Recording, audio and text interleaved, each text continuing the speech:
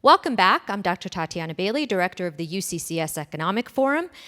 Today I'm going to make you work for your happy hour. You're going to have to sit through my economics presentation, but first I would like to thank all the forum partners, the platinum level ones there, the gold, the media partners, silver partners, and sustaining level partners. Feel particularly thankful that these partners are sticking with us during these somewhat challenging times. And also, always, thank you to the wonderful Rebecca Wilder for all her hard work.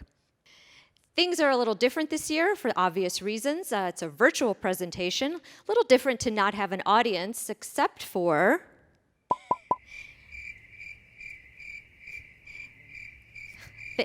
Thank you, Dad. Okay, so crises make us step back and take stock. What actually matters? Well, at the center of everything are jobs, right? Because that's people and well-being. We look at the unemployment rate, but it's also really important to look at the number and proportion of people who are actually working in the workforce. Businesses, why? Because they create jobs and economic growth. We look at business deaths and births, a lot of what Ekta talked about. Business is also responsible for innovation. They make goods for people, and we also have to look at their financial viability, their debt levels. And then government, really it's an enabling body. They help with business growth, with funding public goods like education, infrastructure, and safety. They coordinate with other governments, really important things like trade, Department of Defense spending, pandemic and climate mitigation is now on that list as well. All of these impact GDP and business growth, the distribution of wealth, quality of life, what we call the economy. But the economy is not just GDP or the stock market or jobs. It's how these cogs work together to ensure well-being, equitable opportunities for all, business growth, innovation, and global competitiveness. COVID has really made us step back and also add a couple of cogs here. Health, we all know it's important, but now more than ever, it affects productivity and well-being. Business and government expenditures on expensive healthcare, it's really harming to businesses and government. Health disparities, they correlate directly to income disparities. And then the environment is another big one that's in the news right now as well, because it affects health, affects insurance costs for both business and government, and it can present infrastructure and opportunities as well. And we'll talk a little more about that in a few minutes, and so will Dave Nelson. COVID has amplified the fragility of each of these cogs, the importance of each one, and the interdependence between them. So there's no question that on the other side of this pandemic, we're going to have a lot of euphoria, but a crisis, I think, is a terrible thing to waste. It can create opportunity. Smart communities will use this crisis to, number one, prepare for other nationwide or worldwide disasters like pandemics or climate-induced. And as an example, Taiwan was hit really hard by SARS in the early 2000s, but they learned from that. They have had 7 COVID-related deaths and never really fully shut down their economy. They used relentless and stringent testing and tracing. But I think smart communities will also embrace these trends that were already in play, like the digital economy, like online learning, and like alternative energy. And they'll embrace this in a way that they can leapfrog innovations and invest in the new way of doing things. So, opportunity, I think, to be a world leader in innovation and lead the next iteration of our economy. And this, I think, can create jobs. So, for those of you that don't know, I have a public health background as well. So I've been tracing myself the trajectory of this disease because obviously it impacts the economy directly. So for a quick COVID update, here through the end of last week, September 17th, the US had 6.6 million COVID cases. Colorado has 63,000, and El Paso County about 6,500. This is also really important because this tells us whether the disease is growing or not. The new cases, you can see here, the US has pretty consistently been higher than our region and our state. But it's interesting that 4 months into the pandemic, we were at about 75,000 new cases. We actually hit our peak 4 months into the pandemic. So we closely need to watch this to know what's coming next. Then deaths, of course, are an outcome, unfortunately. And so far in the US, as of the end of last week, we've had almost 200,000 deaths, Colorado 2,000, and El Paso County 164. Now, what about these vaccines that are coming? Well, usually vaccines take about 10 years, but COVID-19 has accelerated this trend. Around 60% of those phase 3 trials make it to approval. That's a pretty high percentage. And currently, we have 9 vaccines that are in phase 3. So it's really quite hopeful. And as I mentioned, those are the cases and deaths. And if you do the math, the mortality rate is about 3% for the people that we know of that have the disease. But this kind of got me thinking, between the people who have gotten sick and the people who we hopefully will get vaccinated, when will we get to herd immunity? When might this be over? Well, I built a model. It's pretty simplified, but it's just to give an idea. The minimum threshold, for herd immunity is about 60% of the population having the disease or having been vaccinated. If a vaccine is widely available in the US by the beginning of the year, 1/1/2021, which is probably pretty optimistic, and we say, okay, a continued trend of about 40,000 new cases a day, from now until the end of January. And then we assume for February and March, hey, some people are getting vaccinated, 20,000 new cases. When will we get to herd immunity? How long will it take? How many people need to be vaccinated? But remember, the experts are saying that for every positive case that we know of, there are probably about 10 cases that we don't know about. So let's look at these two. Tatiana put it into Excel, and this is what I came up with. So for a low vaccination rate with 330 million Americans, we figure that by the end of March, there'll be about 13.2 million Americans who have had COVID-19. If we assume 30% of people get vaccinated, then that's 95 million. Then you'll have the positive people plus the vaccinated people is 108 million. That's only 33% of the US population. That's not herd immunity. So if you keep going down, the high vaccination rate, number 2, is actually 60%, and there we get something close to herd immunity. 62% of Americans will be immune to the disease, and it probably won't spread, or spread appreciably at that point. Now, what about the probable true number of cases in the bottom there? Let's just say 10 times the number of confirmed cases. Well, again, if you do the math, 72 million Americans would be infected by the end of March, but that's still only 22% of the US population. 30% vaccination rate gets us to 45% immunity. We're still not there. Again, you need, bottom line, 50% of Americans to get to that 61% herd immunity. That's a lot of vaccinated people. So the bottom line is you have to immunize somewhere between 128 and 190 million Americans in order to get to herd immunity. And then if you do the same thing for the world, you can see now we're talking about billions of people that need to be vaccinated. So I'm not an expert on the infrastructure on how this is going to work and the processes, but it's going to be a challenge. Now, one of the things I think about too a lot is how much demographics matter in all of this. We've been dealing with pandemics for a long time, actually, in human history. But now we have a higher absolute number of people who are impacted by and impacting each other. The scale of the problem is much larger. So remember, it took about 2 million years for the world's population to reach 1 billion, and about 200 more years for it to reach 7 billion.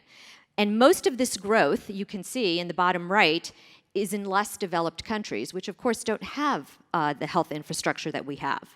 So the scale of people means that the efforts are better addressed through large-scale coordinated efforts. There's no question. So, good news and bad news to wrap this up. The good news is we've learned how to better manage the disease. We know a lot more about it than we did in April. There are 9 vaccines in phase 3, as I mentioned, but here's the bad news. Reinfection can happen, appears to be rare, but so we don't know how long immunity really lasts. We don't know about the efficacy and the durability of potential vaccines.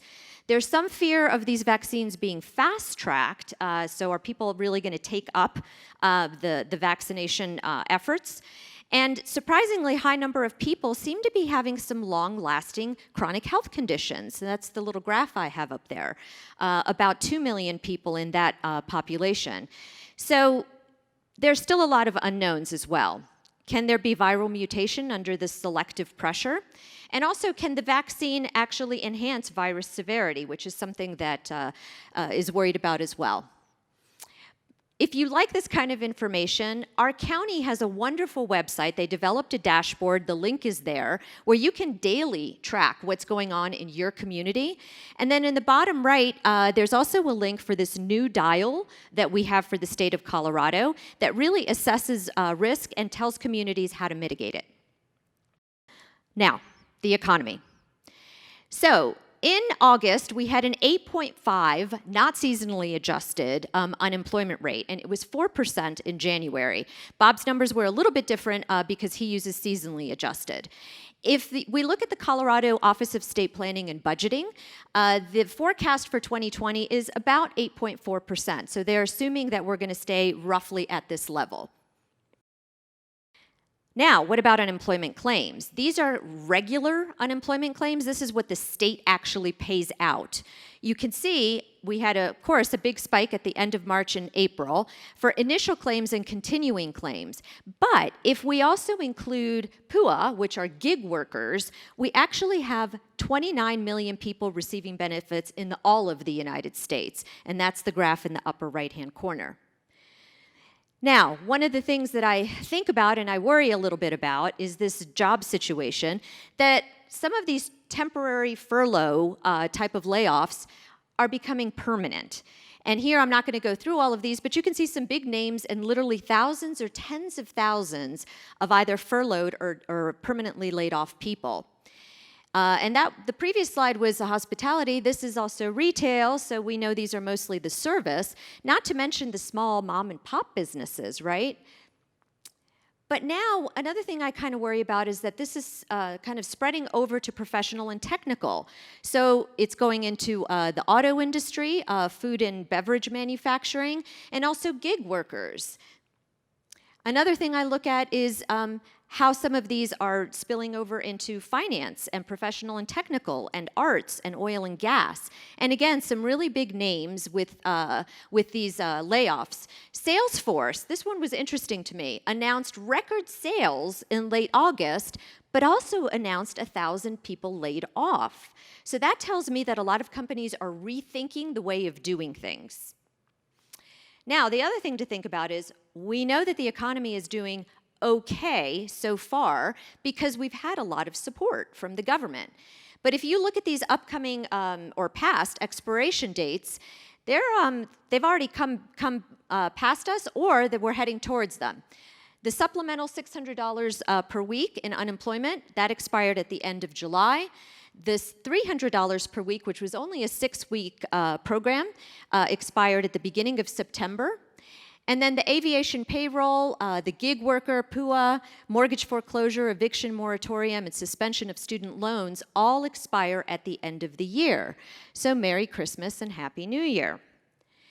And it's an election year, if the guys make it. All right, so what are the general trends? We have a lot of temporary that are becoming permanent. A lot of these are young people. The biggest bubble over in your right-hand corner are people 25 to 34. We have a lot of older workers who really helped us out since the Great Recession and staying in the labor force or even coming back to the labor force. They're leaving. They're either getting early retirements or they're worried about their health. Women aren't re-engaging in the workforce as quickly. Child care family responsibilities as a reason for leaving the workforce, according to the Bureau of Labor Statistics, has increased 178%. During the Great Recession, it was mostly men who were either laid off or left the labor force. So this is a very different type of recession. Now, what about new jobs? Well, took a big hit when the pandemic hit, and it is coming back, so that's really good. Job postings were down about 6% January to August, but we still have 29 million unemployed people. What does that tell me? It tells me that a lot of the employers who are posting jobs can't find people for the type of skills that they need. So now, how many people are actually working? Well, economists look at the civilian participation rate. Now, of course, a lot of this is cyclical. It's tied to COVID-19. But we also have this structural issue linked to the skills gap. So, unemployment, we already talked about. The red line is the civilian participation rate. And you can see in the bottom right, yes, it took a big hit, and it's come back some, but look at the general trend. It's been downward. We never really recovered after the Great Recession in terms of how many people are actually working. So for us to now be down as far as we are at, roughly a 61.5% civilian participation rate, that's too low. That's not enough Americans working. The U6 rate kind of captures that as well. Those are all your unemployed, your people who are working part-time, who wish they were working full-time, and those people sort of marginally attached, okay, who maybe haven't been looking in the last 4 weeks. That rate's 14.3%. All age groups have been impacted, as you can see over there to the right, young and old alike. And now I'm going to look at these same metrics, but with the state of Colorado. So you can see that the unemployment rate in the state of Colorado is significantly lower, almost 2 full percentage points at 6.6%. The Office of State Planning and Budgeting says that difference will probably be persistent. Through 2020, will be lower, will be at 7.1% is what they're predicting, and then 6.3% in 2021, again, outperforming the nation. But this is nothing new. We've typically been lower in our unemployment rate. Now, even with those good statistics, if you look at it, from August of last year to August of this year, the people participating in the labor force did decrease by 70,000 in the state of Colorado. The number unemployed increased by 121,000. Total employment fell by almost 200,000. And this is, of course, challenging because of all those expenditures on unemployment insurance. There's been an 1,000-fold increase in unemployment insurance payments for the state. Fewer tax dollars, of course, because fewer people working, and this is tough in states that have any type of tax restrictions like Tabor or Gallagher, which, by the way, Gallagher is on the ballot this November. Higher expenditures for other transfer payments like Medicaid, right, because people losing their jobs and their health coverage. And then truly, these automatic stabilizers, as we call them, are tougher in tax-restricted states. Now, the Secretary of State for Colorado has estimated that the PPP loans helped retain 932,000 jobs. So imagine what these statistics would look like if we didn't have that level of assistance. Now, back here, you can look at these Colorado unemployment claims, and you can see that between the state and the federal, on the right-hand side, about $5 billion have been spent since the end of March. Those benefits went to 714,000 Coloradans, and we're doing better than the rest of the nation. So here you can see continuing claims are taking a really long time to come down, certainly not as quickly as initial claims. And if we include the pandemic unemployment assistance, the gig workers, there are about 246,000 Coloradans that were still claiming benefits the week ending September 5th. So here you can see the state expenditures for unemployment insurance. If you look at the left-hand side, in 2019, the weekly average that the state of Colorado had to spend on unemployment was $7 million. In the height of the Great Recession, it was about $10 million, the dotted line that's above it. And then look at what's happened in the last several months. We've basically blown it out of the water, and that's why we're looking at about $2 billion in expenditures. Now, the claims, of course, no great surprise, mostly in hospitality-related industries, accommodation and food, retail, healthcare. And then the next few are averaging at about 5% of total claims. And remember that about 1 in 8 jobs in Colorado is hospitality-related. Now, I think this is really important with respect to jobs as well, because we're talking about how many of these jobs, as we've reopened the economy to some extent, have been regained. So if you look at the bottom right, in the U.S., we've basically regained about 56% of the jobs lost earlier in the pandemic. If we look at our cities, you can see here that Boulder has regained 25% of jobs. Denver has regained 57% of jobs, but Colorado Springs 72%. And I'll talk more about that in just a few minutes. So, with local employment, Where are we in terms of the unemployment rate? Well, we're even lower than the state of Colorado. El Paso County had an unemployment rate of 6.2% in August. And you can see here that on the left side, we're lower, as I mentioned, than the state. And on the right side, we haven't lost as many jobs as the nation has, that's lost basically 7%, or that Colorado has at 6%. We've lost about 3% of our jobs.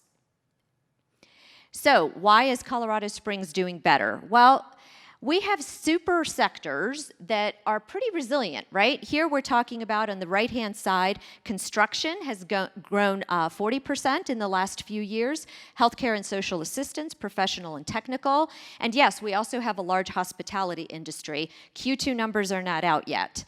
High proportion of these jobs, as I mentioned, are professional, so they can be done from home, right? The high educational attainment level, I think, is also an ace in the hole, so to speak, because, again, those are work-from-home jobs. Another major factor, I think, for Colorado Springs is that we have a large military presence. The DoD jobs were largely unaffected. We actually, in Colorado Springs, have a higher proportion of military jobs than both Colorado and the U.S. We do have a lot of hospitality jobs, but actually not as much as Boulder and Denver, as you saw from the earlier slide.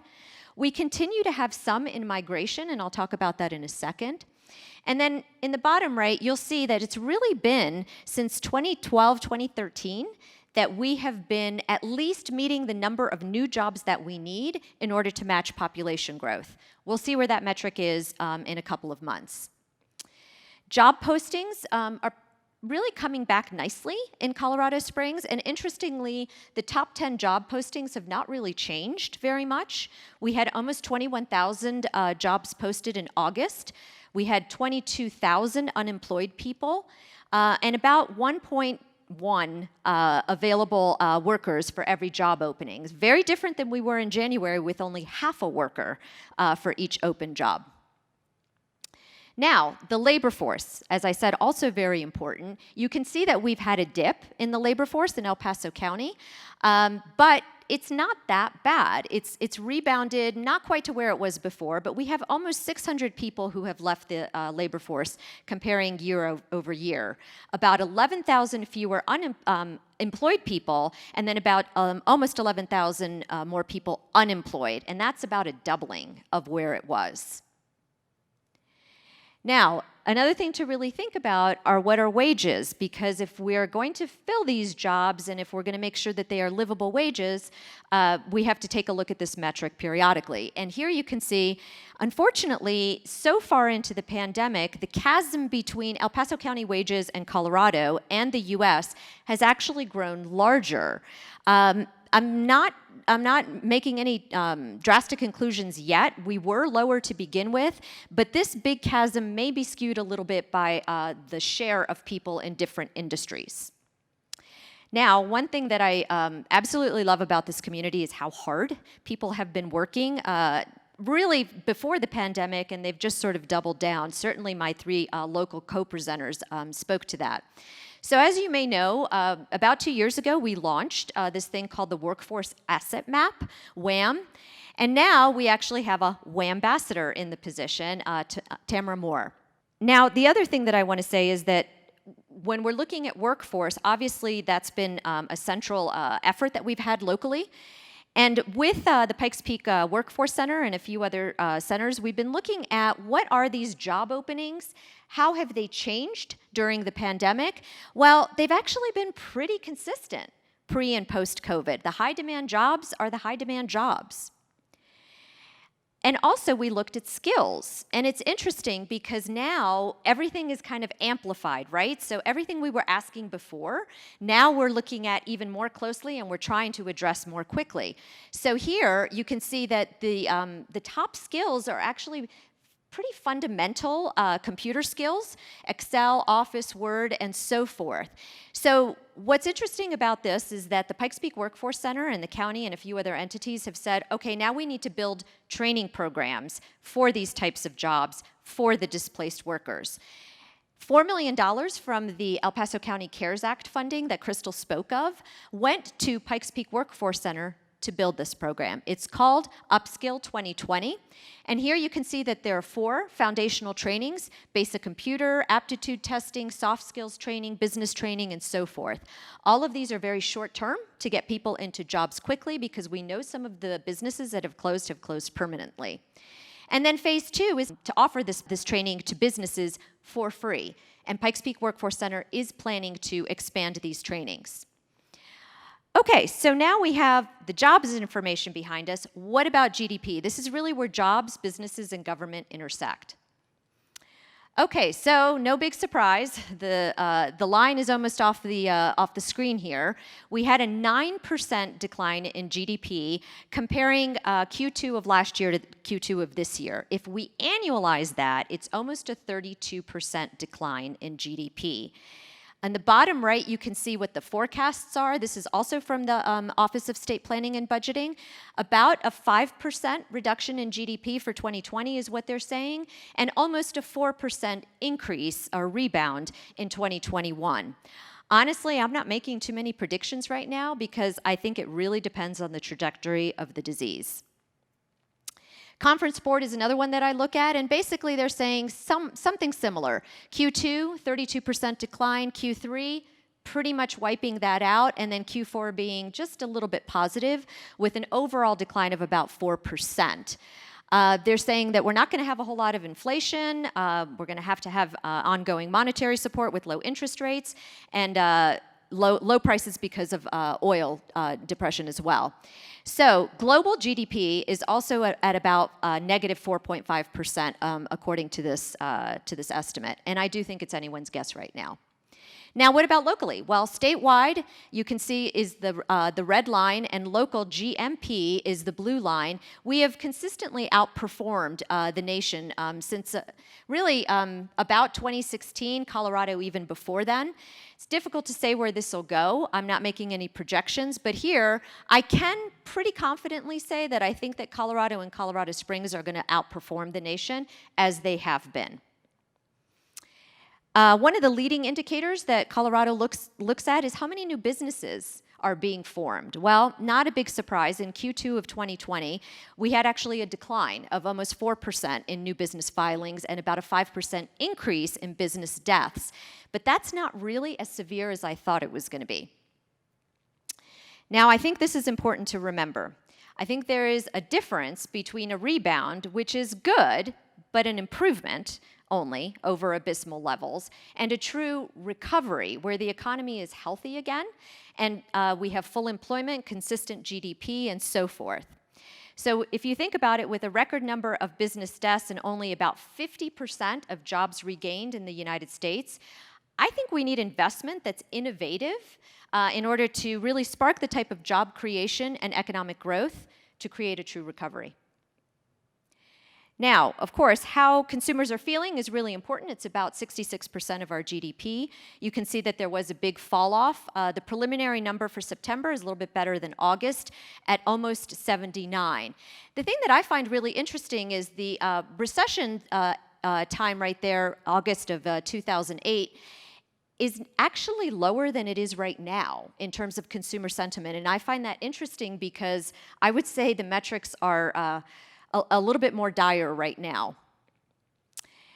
University of Michigan looks at sentiment about certain things. Buying conditions for large household items is pretty much bad time to buy, is up sharply. Home buying is the big surprise, and I'll talk more about that in a minute.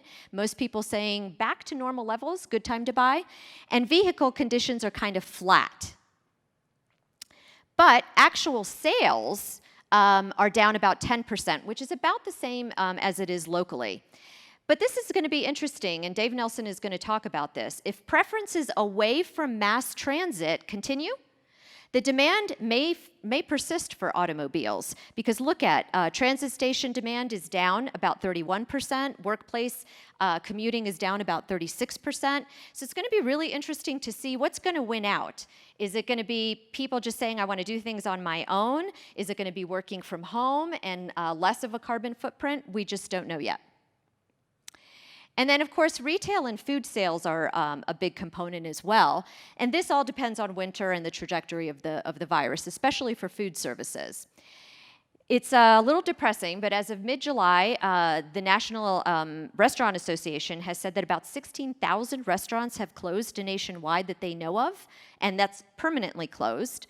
And as of June, in Colorado, the Colorado Restaurant Association said about 400 restaurants have closed. So again, we know that there's going to be some long-term ramifications to this.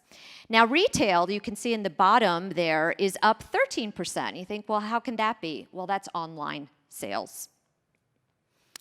Now, in addition to some of these shifts in preferences and so forth, and by the way, I meant to mention that 75% of consumers have said that they have tried a new buying technique or method since COVID started. So with these preference shifts, we also have this big thing looming, and that's the exhaustion of the stimulus. And then looking at that, you can also correlate with the savings rate. So you can see a huge increase in the savings rate in the bottom right of the slide over there, all the way up to almost 34% savings rate. And that's, of course, because of the stimulus check and also the additional unemployment insurance, and probably also people just being more cautious and not spending as much. And then in July, it came back down to about 18%.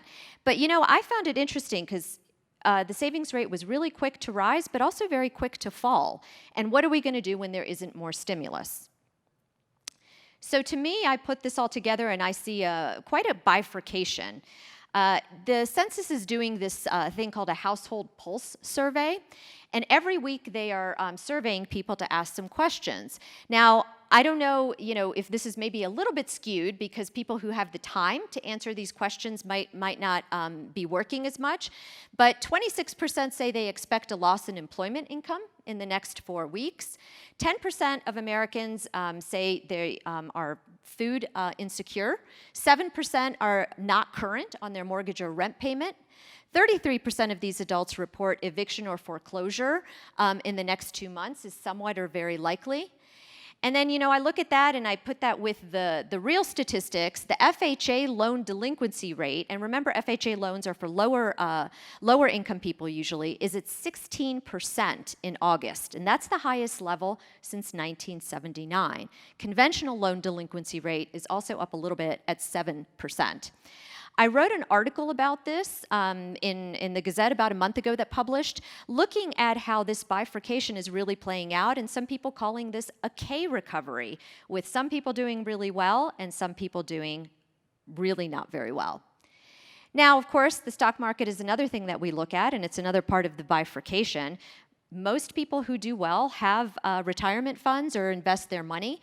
And you can see here that the stock market has continued to rally, and there's a lot of speculation about that. Small business optimism is another important one to look at. It took a big hit at the beginning of the recession. And here you can see that it's rebounded, but capital spending is still a bit weak. Makes me think about maybe green infrastructure and some other ways that we can pivot. Hiring plans have improved a little bit. Percent of the firms expecting the economy to improve is not as strong as it was a month or two ago. And about 44% believe it'll be about 6 months before things are back to normal. Now, what about state and local demographics? Well, we know that by 2050, we expect to have about 8 million people in the state of Colorado, and the projections by the State Demography Office have actually been revised a little bit because of COVID. You can see there the impact really on births and in migration. And I'm not 100% sure I agree with that because I think we're still kind of figuring out. There's quite a bit of migration away from large American cities, and there's some evidence, early evidence, to show that Colorado Springs may benefit from that. We, as you know, have a very highly educated population in both Colorado and Colorado Springs, and as I mentioned earlier, I do think that that's a huge advantage. I do have some thoughts for higher education, having been part of it for a really long time. Harvard's endowment, just as an example, is $41 billion. That's about the GDP of real countries like Paraguay and Bahrain. Their tuition is $74,000 and a 5% acceptance rate. U of M's is $13 billion, and their endowment, by the way, I should mention, is about 4 times that of Michigan State University. Technology and labor, I think, needs to change a lot faster in K-12 and higher education, and that's simply because things have changed so quickly. About 50% of university-level students who enroll have not graduated by their 6th year. So what if we did some interesting things under the context of COVID-19, like some of these large endowment schools standing up learning centers in low-income communities in partnership, perhaps, with community colleges? What if we had a national stimulus to put displaced workers into trainings for these high-demand jobs, a lot of like what our locality is doing? Just thoughts. Now, what about housing? So housing has been actually one of the surprises of this pandemic. You can see here that, we definitely got past the recessionary years and exceeded prices afterwards. But if you look at the stars over there, that's where we are as of July. U.S. home prices continue to increase at a pretty rapid clip. In 2006, in the United States, this one shows Pikes Peak region average and median home prices. Here you can see that the stars are even higher. The rate of acceleration for prices is even greater. In 2006, the local median home price was about 8% below the U.S. In 2019, it was 24% above the U.S. The bottom right, you can see the average price for both new and existing homes in Colorado in August was $436,000, a lot higher than when I moved here. And interestingly, the distribution of sales is very different in El Paso County than it is in the United States. On the right-hand side, you can see that the vast majority of the pie is in that $250,000 to $500,000 range, very different. Now, of course, because of all of this demand, home building is still quite strong. It was deemed an essential industry. In the past few years, we haven't even made it to that threshold of the number of homes that need to be built, so what I call the healthy number of permits. And I think this is probably going to continue. Construction companies locally are having a hard time keeping up. So why the surge in home demand with these price increases? Well, of course, low interest rates, and people who have money feel relatively secure. The secure renters, financially secure renters, are tipped over by this low interest rate. Preferences are shifting. More time at home, is that indefinite? More time to work, to play, and doing it within the confines of your own home. More time at home has maybe made some people realize they think their house is a dump and they want something different, if they can afford it. Pandemic-induced moving for financial reasons, health reasons, work from home, preferences. About 15% of movers in the past few months have said they moved because of the pandemic. And then, of course, there's low supply. Down 29% in the U.S. From 2019 now. And this is the lowest level that we've seen in Colorado Springs in about 20 years, with days on market only 19. Now, I apologize, this isn't the easiest thing to see, but I can tell you that a few down here is Colorado Springs. The biggest gain and losses for cities, people who have moved since the pandemic. So far, early data is showing that we are a net benefactor of some of these individuals who are moving. Now, back to the whole bifurcation thing, we also have to think about housing affordability. If you own a home, those price increases are great, but if you don't own a home, it's really difficult. So here you can see we do have the dubious distinction of actually being one of the 10 most expensive states in the nation in June of 2020. And then in the upper right-hand corner, you can see that Colorado kind of stands out in the Sun Belt for being relatively expensive. Now, if we compare Q2 of last year to Q2 of this year, we've appreciated in Colorado Springs about 8%, with that median price of $353 for existing homes. And then you can see that Denver and Boulder didn't actually appreciate as much, so that tells me something about the demand in our area as well. This one I look at very carefully. This is the Housing Opportunity Index, and it measures for a family that makes the median income in Colorado Springs, can they afford the median priced home? What percentage of those people? Well, we're at 60.7%, which is about the same as the US. But what's interesting is that Colorado Springs was at almost 70% in 2019, and in Q4 it's 62%. So we are rapidly changing in terms of our affordability. What about apartment rental? Well, here you can see that prices have increased a lot for apartment leasing. Vacancy rates are still relatively low. And in El Paso County, if you look towards the bottom, someone would need to make almost $22 an hour to afford a 2-bedroom apartment. That's even lower than Colorado, which is of course skewed by Denver Boulder at $27 an hour almost. At a minimum wage of $12 an hour, an individual would need to work 73 hours a week. So that's back to that whole thing of well-being.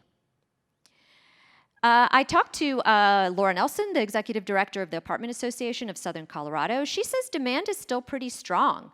People are working remotely, and we're still seeing in-migration, particularly from Denver, which isn't necessarily surprising. So far, the delinquencies are not that high, and she says part of it is our large military presence with the basic allowance for housing that military have. We do have some more delinquencies in lower-end units, but funding is available if sought out, at least so far. She says Griffith's Blessing, which is one of their largest members, is not going to have to evict anyone because they actually helped their residents use the state's property owner preservation program. So, some direct assistance. Now, she does say that the new CDC ruling is quite a bit of a mess, and it's being enforced very differently in cities and counties. The fines are substantial, so everyone is kind of tiptoeing and they're cautious. The National Apartment Association just filed a lawsuit against the CDC because of how ambiguous it is. Never would have thought that you would have seen that type of a lawsuit to a health organization. Now, what about commercial real estate? Well, I also have a foreign partner that is a good friend of mine, and they actually both have said that so far they haven't seen too much impact in terms of vacancy rates and lease rates and so forth. But they see something moving. They see something a little bit different moving forward.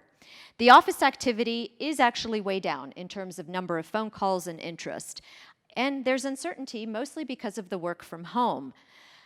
Their expert opinion says that it's short-term, but I'm not sure I agree. I think crises actually makes people think very differently, and you can have definitely some long-term trends. They're saying that industrial is going to stay strong. A lot of big box retail that's being repurposed for distribution and construction trade centers. And of course, the marijuana industry is also quite strong and uses industrial space. Retail vacancies will continue to creep up. That's not a big surprise. And they're actually saying that 2021 is not going to be very pretty in their estimation.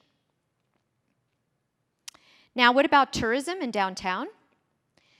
Well, here you can see that hotels have taken a hit. Occupancy in the upper left-hand corner down to about 71%. The profitability is also down. RevPAR right next to it down 21%. But it's not as bad when you compare it to the national statistics. We know that a lot of people in Colorado like to travel and use the great outdoors, and other people coming from other states. Employment also took a really, really big hit, but the commercial zone at the Colorado Springs airport is really helping to mitigate that damage. From Susan Edmondson, Downtown Partnership, as an example, she said that downtown sales tax receipts were down 68% compared to the 8% hit that sales tax took in the month of June. So downtown, our small mom and pop businesses really took a hit. Dine Out Downtown, which was mentioned early, on-street dining has been extended through the end of October with expanded outdoor seating, heaters and blankets in partnership with the Switchbacks. But we have to remember, restaurants are still operating at 50% capacity. And with skinny margins to begin with, that is really challenging. Winter's not going to be easy for them.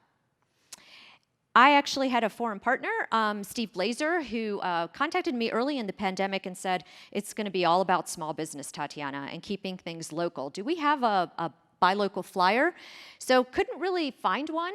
So just got a student to help me at UCCS, and we put together this buy local flyer. And the state small business development centers are tweaking it for their own communities. But you can see here that the impact, the dollars that stay in our community, much greater when you buy locally. So some parting thoughts. Colorado is highly educated, as I mentioned, and that will insulate us some from the pandemic-induced damage. I don't think it makes us immune, but I think we're going to do better. More work from home in the short term. Consumerism hit not as badly, probably, in our area. I think we are really prime candidates for innovation in the long term. And the reason I say that is because high education correlates really well with high innovation. And in the last, I think it's 5 or 6 years, the Kauffman Entrepreneurial Index, Colorado has been either number 1, 2, or 3 in the nation in terms of number of startups. The other reason I think we're going to do pretty well is because of that military DoD presence. It's an anchor, but we're also a very diverse state and city, and that helps us as well. We don't necessarily have all our eggs in one basket, and we do have the possibility of having Space Force here in the long haul as well. The political gridlock is, of course, particularly harmful in one of the few times that government can create and needs to create a broad-based strategy. There's no question. So it's a little bit unfortunate that it's an election year. It's harder to get things done. I've always felt like more debt is awful. That's why economists don't like lowering taxes significantly during good times, because you need them during the bad times. So although debt is awful, it's necessary at this juncture. It's the lesser of two evils. Without fiscal spending, I think 2021 will be difficult. And when I talk about investment by government, infrastructure is important, but that's a lot of sort of meat and potatoes. I think that with the type of change and shock that we've had to the system, we have to think about investment in a whole new landscape that embraces generational and secular trends. I think smart businesses, communities, and countries embrace change and even capitalize on it. So, we have a booklet coming with all the annual data once it's available in winter of 2020, probably February, maybe early March. If you're not a foreign partner and you'd like to be, I do create a monthly economic dashboard that's 2 pages, front and back, with some highlights of where we are in the state, region, and nation. And that's what that looks like, more economics than you ever wanted. I really need to thank Steve Weed. Speaking of buying local, Steve has been just incredible, a great partner. Eighth has been an amazing partner as well, and I thank him for all of his hard work on this. And then if you have anything that you want to see that I have published or that we have put together in economic data and annual booklets, please go to this website. And that's all.